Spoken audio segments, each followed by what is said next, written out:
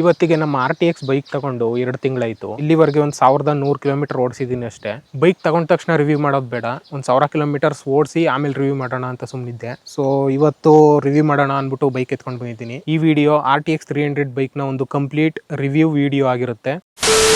So TVS Apache RTX 300 ಇದು TVS ಅವರ first ever adventure tourer bike. History ನೋಡಿದ್ರೆ TVS company start ಆಗಿದ್ದು 1978ರಲ್ಲಿ. 1980ರಲ್ಲಿ ಅವರ ಫಸ್ಟ್ ಬೈಕ್ TVS 50 ನ ಲಾಂಚ್ ಮಾಡ್ತಾರೆ. 1984ರಲ್ಲಿ ಸುಜುಕಿ ಅವ್ರ ಜೊತೆ ಕೊಲಾಬರೇಟ್ ಆಗಿ first 100cc bike IND Suzuki AX100 ಅನ್ನೋ ಬೈಕ್ ನ ಲಾಂಚ್ ಮಾಡ್ತಾರೆ. ಹಾಗೆ 1994ರಲ್ಲಿ ಸುಜುಕಿ ಸಮುರೈ, 1996ರಲ್ಲಿ ಸುಜುಕಿ ಶೋಗನ್, 1998ರಲ್ಲಿ ಸುಜುಕಿ ಶೋಲಿನ್, ಹಾಗೆ 2000ರಲ್ಲಿ ಸುಜುಕಿ ಫಿಯಾರೋ. ಇಷ್ಟು ಬೈಕುಗಳು TVS ಸುಜುಕಿ ಕೊಲಾಬರೇಷನ್ ಅಲ್ಲಿ ಮಾರ್ಕೆಟ್ ಬರುತ್ತೆ. 2001ರಲ್ಲಿ TVS ಮತ್ತೆ ಸುಜುಕಿ ಪಾರ್ಟ್ನರ್ಶಿಪ್ ಎಂಡ್ ಆಗುತ್ತೆ. ಅದಾದ್ಮೇಲೆ ಅದೇ ಇಯರ್ ಅವ್ರದೇ ಓನ್ 100cc TVS ವಿಕ್ಟರ್ ನ ಲಾಂಚ್ ಮಾಡ್ತಾರೆ. 2005ರಲ್ಲಿ ಅವ್ರದ್ದು ರೇಸಿಂಗ್ ಡಿವಿಷನ್ ಸ್ಟಾರ್ಟ್ ಮಾಡ್ತಾರೆ, ಅಪಾಚೆ ಸೀರೀಸ್ ನ. ಈ ಸೀರೀಸ್ ಅಲ್ಲಿ RTR ಬೈಕ್ಸ್ ಗಳು ಬರುತ್ತೆ, ಹಾಗೆ RR ಬೈಕ್ಸ್ ಗಳು ಬರುತ್ತೆ. ಈ ಫ್ಲಾಶ್ ಬ್ಯಾಕ್ ಬೇಕಿತ್ತ? ಸೊ TVS ಸ್ಟಾರ್ಟ್ ಆಗಿ ಇಷ್ಟು ವರ್ಷ ಆಗಿದ್ರು ಅವ್ರದ್ದು ಒಂದು ADV ಟೂರರ್ ಬೈಕ್ ಇರಲಿಲ್ಲ. 2025ರಲ್ಲಿ ಅಂದ್ರೆ ಲಾಸ್ಟ್ ಇಯರ್ ಅವರ ಅಪಾಚೆ ಸೀರೀಸ್ ನಲ್ಲೇ RTX 300 ಅಂತ ಒಂದು ಬಾಂಬ್ ಬೈಕ್ ನ ಲಾಂಚ್ ಮಾಡ್ತಾರೆ. ಇವಾಗ ಈ ಬೈಕು 300cc ಸೆಗ್ಮೆಂಟ್ ಅಲ್ಲಿ ಹಾಗೆ ADV ಟೂರರ್ ಸೆಗ್ಮೆಂಟ್ ಅಲ್ಲಿ ಬೇರೆ ಎಲ್ಲಾ ಬೈಕ್ ಗಳನ್ನು ತಿಂದಾಕ್ತಾ ಇದೆ. ಇವಾಗ ಬೈಕ್ ವಿಷಯಕ್ಕೆ ಬರೋಣ. ಡಿಸೈನ್ ಲುಕ್ ಅಲ್ಲಿ ಟ್ರಯಾಂಪ್ ಟೈಗರ್ 900ಗೂ ಮತ್ತೆ ಹೋಂಡಾ ಆಫ್ರಿಕಾ ಟ್ವಿನ್ಗೂ ಮದುವೆ ಆಗಿ ಮಗು ಹುಟ್ಟಿದ್ರೆ ಹೆಂಗಿರುತ್ತೆ ಆ ತರ ಇದೆ ಈ RTX. ಹೈ ಮೌಂಟೆಡ್ ಎಕ್ಸಾಸ್ಟ್ ಇದೆ, ಸೊ ನೀವು ವಾಟರ್ ಕ್ರಾಸ್ ಮಾಡುವಾಗ ಯೂಸ್ ಆಗುತ್ತೆ. ಹಾಗೆ ಹೈ ಮೌಂಟೆಡ್ ವಿಂಡ್ಶೀಲ್ಡ್ ಇದೆ, ಸ್ವಲ್ಪ ವಿಂಡ್ ನ ರಿಡ್ಯೂಸ್ ಮಾಡುತ್ತೆ. ಈ ಬೈಕ್ ಅಲ್ಲಿ TVS ಅವರು ಅವರ ಹೊಸ own engine RTX D4 DOHC single cylinder liquid cooled engine ನ ಯೂಸ್ ಮಾಡಿದ್ದಾರೆ. ಬೈಕ್ ಗಿಂತ ಅದ್ರ ಇಂಜಿನ್ ಹೆಸರೇ ಇಷ್ಟು ಉದ್ದ ಇದೆಯಲ್ಲ ಗುರು, ಫುಲ್ ಹೆಸರು ಹೇಳೋವರೆಗೆ ಉಸಿರೋಗಿರುತ್ತೆ. ಈ ಇಂಜಿನ್ ಸದ್ಯಕ್ಕೆ ಇದೊಂದೇ ಬೈಕ್ ಅಲ್ಲಿ ಯೂಸ್ ಮಾಡಿರೋದು. ಈ ಇಂಜಿನ್ 36 PS ಪವರ್ ಮತ್ತೆ 29 Nm ಟಾರ್ಕ್ ನ ಜನರೇಟ್ ಮಾಡುತ್ತೆ. ಇದರಲ್ಲಿ ಲೀನಿಯರ್ ಪವರ್ ಡೆಲಿವರಿ ಇರೋದ್ರಿಂದ ಲೋ ಎಂಡ್ ಟಾರ್ಕ್ ಚೆನ್ನಾಗಿದೆ. ಅಂದ್ರೆ ಹೈಯರ್ ಗೇರ್ ಅಲ್ಲಿ ಲೋಯರ್ ಸ್ಪೀಡ್ ಅಲ್ಲಿ ಕ್ರೂಸ್ ಮಾಡ್ತಾ ಇದ್ದಾಗ ಲ್ಯಾಗ್ ಆಗಲ್ಲ ಮತ್ತೆ ಗೇರ್ ಡೌನ್ ಕೇಳಲ್ಲ. ಸಿಂಗಲ್ ಸಿಲಿಂಡರ್ ಆಗಿರೋದ್ರಿಂದ ವೈಬ್ರೇಷನ್ ಇದ್ದೇ ಇರುತ್ತೆ. ಸಿಂಗಲ್ಸ್ ಗಳಿಗೆ ವೈಬ್ರೇಷನ್ ಕಾಮನ್ ಅಲ್ವಾ? ಸೊ ಈ ಬೈಕ್ ಅಲ್ಲೂ ವೈಬ್ರೇಷನ್ ಇದೆ. 4000 RPM ಮೇಲೆ ವೈಬ್ರೇಷನ್ ಫೀಲ್ ಆಗುತ್ತೆ. ಈ ಇಂಜಿನ್ ನಲ್ಲಿ ಡ್ಯೂಯಲ್ ಕೂಲಿಂಗ್ ಸಿಸ್ಟಮ್ ಇದೆ. ಹೈಬ್ರಿಡ್ ಕೂಲಿಂಗ್ ಸೆಟಪ್ ನ ಯೂಸ್ ಮಾಡಿದ್ದಾರೆ. ಫ್ರಂಟ್ ಅಲ್ಲಿ ಇಲ್ಲಿ ದೊಡ್ಡದಾಗಿರೋ ರೇಡಿಯೇಟರ್ ಇದೆ, ಅದರಿಂದ ಹೀಟ್ ಅಷ್ಟೇನು ಫೀಲ್ ಆಗಲ್ಲ. ಆದ್ರೆ ಲೋಯರ್ ಸ್ಪೀಡ್ ಅಲ್ಲಿ ಮತ್ತೆ ಸಿಟಿ ಟ್ರಾಫಿಕ್ ಅಲ್ಲಿ ಸ್ವಲ್ಪ ಹೀಟ್ ಫೀಲ್ ಆಗುತ್ತೆ. ಇದರಲ್ಲಿ 6 ಸ್ಪೀಡ್ ಗೇರ್ ಬಾಕ್ಸ್ ಇದೆ, ಒಂದು ಕೆಳಗಡೆಗೆ ಇನ್ನ ಇದು ಮೇಲ್ಗಡೆಗೆ. ಅಸಿಸ್ಟೆಂಟ್ ಸ್ಲಿಪ್ಪರ್ ಕ್ಲಚ್ ಇರೋದ್ರಿಂದ ಗೇರ್ ಮಾತ್ರ ಸ್ಮೂತ್ ಆಗಿ ಶಿಫ್ಟ್ ಆಗುತ್ತೆ. ಇದರಲ್ಲಿ 140 ವರೆಗೂ ಟಾಪ್ ಸ್ಪೀಡ್ ಹೊಡಿಬಹುದು. ಇದರಲ್ಲಿ 12.5 ಲೀಟರ್ ಫ್ಯೂಯಲ್ ಟ್ಯಾಂಕ್ ಕೊಟ್ಟಿದ್ದಾರೆ. ADV ಟೂರರ್ ಬೈಕ್ ಆಗಿರೋದ್ರಿಂದ ಸ್ವಲ್ಪ ಚಿಕ್ಕದು ಸಾಲಲ್ಲ ಅನ್ಸ್ಬೋದು. ಸಿಟಿ ಟ್ರಾಫಿಕ್ ಅಲ್ಲಿ ಒಂದು 30 ವರೆಗೂ ಮೈಲೇಜ್ ಕೊಟ್ರೆ ಹೈವೇಲಿ 40 ವರೆಗೂ ಮೈಲೇಜ್ ಕೊಡುತ್ತೆ. ಸೊ ಆವರೇಜ್ ಮೈಲೇಜ್ 35 ಅನ್ಕೊಂಡ್ರು ಒಂದು ಫುಲ್ ಟ್ಯಾಂಕ್ ಅಲ್ಲಿ 12.5 ಇಂಟು 35 430 ಕಿಲೋಮೀಟರ್ ವರೆಗೂ ಹೋಗ್ಬೋದು. ಸೀಟ್ ಸಾಫ್ಟ್ ಆಗಿದೆ. ರೈಡರ್ ಮತ್ತೆ ಪಿಲಿಯನ್ ಇಬ್ಬರಿಗೂ ಒಳ್ಳೆ ಕಂಫರ್ಟ್ ಇದೆ. ಸೀಟಿಂಗ್ ಕಂಫರ್ಟ್ ಮಾತ್ರ ನೆಕ್ಸ್ಟ್ ಲೆವೆಲ್ ಅಲ್ಲಿ ಇದೆ ಗುರು. ದಿನಕ್ಕೆ ಇಲ್ಲ ಅಂತಂದ್ರು 300 ರಿಂದ 400 ಕಿಲೋಮೀಟರ್ ರೈಡ್ ಮಾಡಬಹುದು. ರೈಡಿಂಗ್ ಟ್ರಯಾಂಗಲ್ ಸಖತ್ತಾಗಿದೆ. ರೈಡ್ ಮಾಡುವಾಗ ನಮ್ ಕೈಗಾಗ್ಲಿ ಅಥವಾ ತೊಡೆಗಾಗ್ಲಿ ಅಥವಾ ಮೊಣಕಾಲಾಗ್ಲಿ ಎಲ್ಲೂ ನೋವು ಬರಲ್ಲ, ಎಲ್ಲೂ ಸ್ಟ್ರೆಸ್ ಆಗಲ್ಲ. ಸೀಟ್ ಹೈಟ್ 835 mm ಇದೆ, ಅಂದ್ರೆ ಗ್ರೌಂಡ್ ಇಂದ 2.25 ಅಡಿ ಇದೆ. 3 ಅಡಿ ಇರೋರೆಲ್ಲ ಈ ಗಾಡಿ ಓಡಿಸಕ್ಕಾಗಲ್ಲ.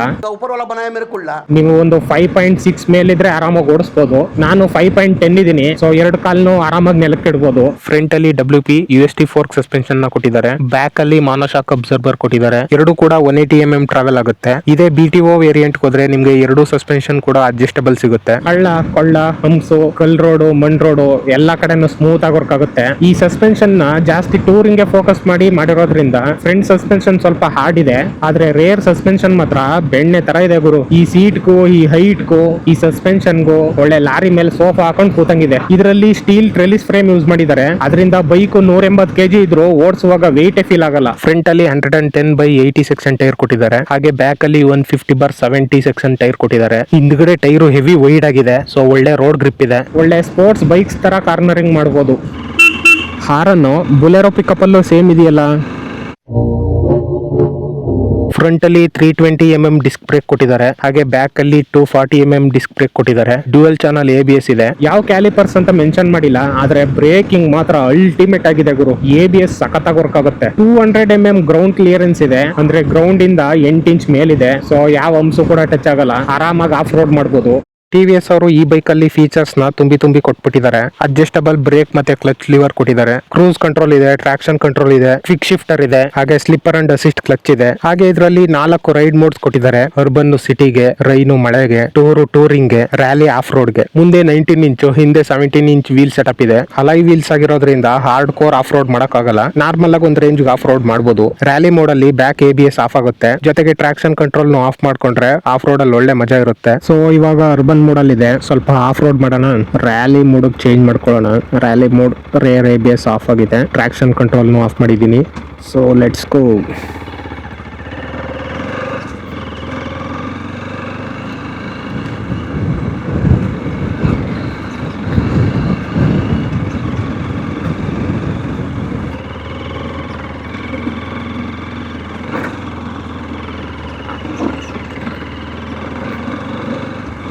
ಸಸ್ಪೆನ್ಷನ್ ಮಾತ್ರ ಸಾಗತ್ತಾಗಿದೆ ಗುರು.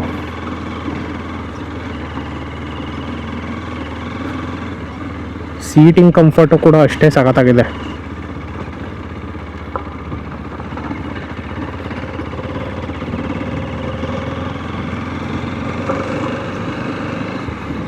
ರ್ಯಾಲಿ ಮೋಡಲ್ ಒಳ್ಳೆ ಪವರ್ ಇದೆ.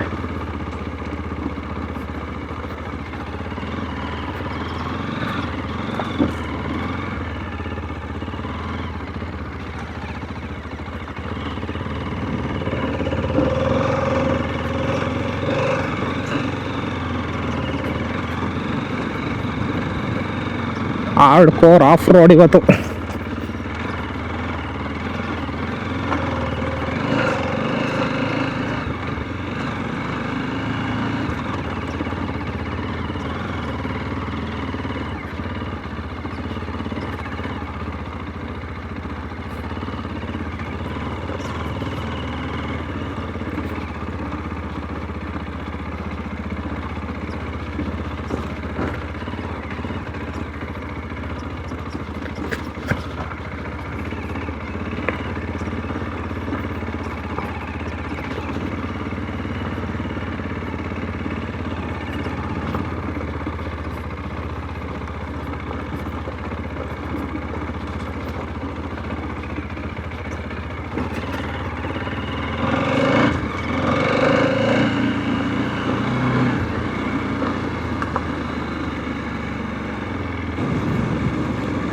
ಟ್ರಾಕ್ಷನ್ ಕಂಟ್ರೋಲ್ ಆಫ್ ಮಾಡಿರೋದ್ರಿಂದ ಬ್ಯಾಕ್ ವೀಲ್ ಸ್ಪಿನ್ ನಡೀತಾ ಇದೆ. ಆಫ್ ರೋಡಲ್ಲೂ ಚೆನ್ನಾಗಿ ಹ್ಯಾಂಡಲ್ ಮಾಡ್ಬೋದು ಗುರು.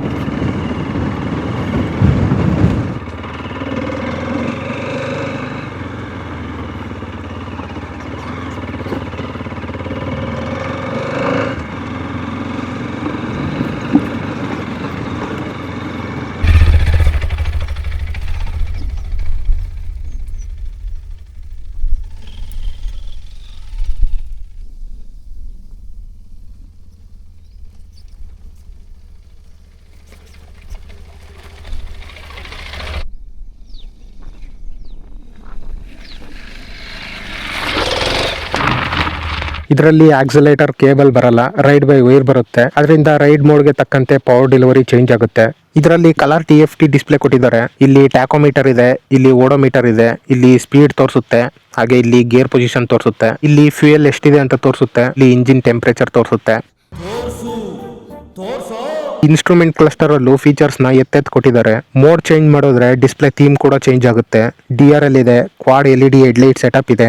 ಇದರಲ್ಲಿ ಡೈನಾಮಿಕ್ ಹೆಡ್ಲೈಟ್ ಫೀಚರ್ ನ ಕೊಟ್ಟಿದ್ದಾರೆ. ಅಂದ್ರೆ ಸ್ಪೀಡ್ ಗೆ ತಕ್ಕಂತೆ ಬ್ರೈಟ್ನೆಸ್ ಮತ್ತೆ ಫೋಕಸ್ ಚೇಂಜ್ ಆಗುತ್ತೆ. ನೈಟ್ ಟೈಮು ಬ್ರೈಟ್ನೆಸ್ ಫೋಕಸ್ ಚೆನ್ನಾಗಿದೆ. ಹಾಗೆ ಬ್ಲೂಟೂತ್ ಕನೆಕ್ಟಿವಿಟಿ ಇದೆ. ಮೊಬೈಲ್ ಕನೆಕ್ಟ್ ಮಾಡ್ಕೊಂಡ್ರೆ ಮ್ಯಾಪ್ ಮಿರರಿಂಗ್ ಮಾಡ್ಕೋಬಹುದು. ಹಾಗೆ ಡಾಕ್ಯುಮೆಂಟ್ಸ್ ನು ಸ್ಟೋರ್ ಮಾಡ್ಕೋಬಹುದು. ಜೊತೆಗೆ SMS ಅಲರ್ಟ್, ಕಾಲ್ ಅಲರ್ಟ್, ಈ ತರ ಇನ್ನೂ ತುಂಬಾ ಫೀಚರ್ಸ್ ಇದೆ. ಈ ಬೈಕ್ ಅಲ್ಲಿ 3 ವೇರಿಯಂಟ್ಸ್ ಬರುತ್ತೆ. ಬೇಸ್, ಟಾಪ್, BTO ಅಂದ್ರೆ ಬಿಲ್ಟ್ ಟು ಆರ್ಡರ್ ಅಂತ. ಬೇಸ್ ವೇರಿಯಂಟ್ ಅಲ್ಲಿ ಟ್ರಾಕ್ಷನ್ ಕಂಟ್ರೋಲ್ ಮತ್ತೆ ಕ್ರೂಸ್ ಕಂಟ್ರೋಲ್ ಮಾತ್ರ ಇರುತ್ತೆ. ಟಾಪ್ ವೇರಿಯಂಟ್ ಅಲ್ಲಿ ಅದ್ರ ಜೊತೆ quick shifter, class D headlight ಮತ್ತೆ ಮ್ಯಾಪ್ ಮಿರರಿಂಗ್ ನ ಕೊಟ್ಟಿದ್ದಾರೆ. ಇನ್ನು BTO ದಲ್ಲಿ adjustable suspension, TPMS, brass coated chain ನ ಕೊಟ್ಟಿದ್ದಾರೆ. ನಿಮ್ಗೆ base variant 2.5 lakh on road price ಆಗುತ್ತೆ. ಟಾಪ್ ವೇರಿಯಂಟ್ 2.75 lakh ಆಗುತ್ತೆ. BTO ಹತ್ರ 3 lakh ವರೆಗೂ ಆಗುತ್ತೆ. ಇವ್ರಿಟ್ಟಿರೋ ಈ ಪ್ರೈಸ್ ರೇಂಜ್ ಗೆ 250cc ಯಲ್ಲಿ KTM ಮತ್ತೆ V ಸ್ಪೆಕ್ಟ್ರಮ್ ಬೈಕ್ ನೋಡೋರು ಕೊನೆಗೆ ಈ ಬೈಕ್ಗೆ ಬರ್ತಾರೆ. 400cc ಅಲ್ಲಿ ಟ್ರಯಂಪ್, KTM, ಹಿಮಾಲಯನ್ ಬೈಕ್ ನೋಡೋರು ಕೊನೆಗೆ ಈ ಬೈಕ್ಗೆ ಬರ್ತಾರೆ. ಈ 250cc ಮತ್ತೆ 400cc ಇವೆರಡರ ಮಧ್ಯೆ ಇದ್ದ ಗ್ಯಾಪ್ ನ ಈ ಬೈಕ್ ಫಿಲ್ ಮಾಡಿದೆ. ಈ ಬೈಕ್ ನ ಜನರಲ್ ಪರ್ಸ್ಪೆಕ್ಟಿವ್ ಅಲ್ಲಿ ರಿವ್ಯೂ ಮಾಡಿದ್ದೀನಿ. ಎಲ್ಲವೂ ಎಲ್ಲರಿಗೂ ಇಷ್ಟ ಆಗಲ್ಲ. ಕೆಲವರಿಗೆ ನೋಡಿ ಇಷ್ಟ ಆದ್ರೆ ಕೆಲವರಿಗೆ ಓಡಿಸಿ ಇಷ್ಟ ಆಗುತ್ತೆ. ನೀವು ತಗೋಬೇಕು ಅಂತಿದ್ರೆ ಫಸ್ಟ್ ಟೆಸ್ಟ್ ರೈಡ್ ಮಾಡಿ. ಇವಾಗ ಈ ಬೈಕ್ ಗೆ 3 to 4 months ವೇಟಿಂಗ್ ಪೀರಿಯಡ್ ಇದೆ. ಟೆಸ್ಟ್ ರೈಡ್ಗೂ ಸರಿಯಾಗಿ ಬೈಕ್ ಸಿಗ್ತಾ ಇಲ್ಲ. ನಿಮ್ಮ ಫ್ರೆಂಡ್ ಸರ್ಕಲ್ ಅಥವಾ ನಿಮ್ಮ ಫ್ಯಾಮಿಲಿ ರಿಲೇಟಿವ್ಸ್ ಅಲ್ಲಿ ಯಾರಾದ್ರು ಈ ಬೈಕ್ ನ ತಗೊಂಡಿದ್ರೆ ಒಂದ್ಸತಿ ಟೆಸ್ಟ್ ರೈಡ್ ಮಾಡಿ. ಇಷ್ಟ ಆದ್ರೆ ತಗೊಳ್ಳಿ. ಫೈನಲ್ ಆಗಿ ಹೇಳ್ಬೇಕು ಅಂದ್ರೆ ಬೈಕ್ ಮಾತ್ರ ಚಿಂದಿಯಾಗಿದೆ. ಕೊಡೋ ಕಾಸಿಗೆ ವರ್ತಿದೆ. ಡಿಸೈನ್ ಆಗ್ಲಿ, ಲುಕ್ ಆಗ್ಲಿ, ಪರ್ಫಾರ್ಮೆನ್ಸ್ ಆಗ್ಲಿ ಎಲ್ಲ ಚೆನ್ನಾಗಿದೆ. One of the best tourer bike ಅಂತ ಹೇಳ್ಬೋದು. ಬೈಕ್ ಇಷ್ಟ ಆಗಿ ವೇಟ್ ಮಾಡ್ತೀವಿ ಅನ್ನೋರು ಬುಕ್ ಮಾಡಿ ಆರಾಮಾಗಿ ತಗೋಬಹುದು. ಮತ್ತೆ ಭೇಟಿಯಾಗೋಣ. ನಮಸ್ಕಾರ.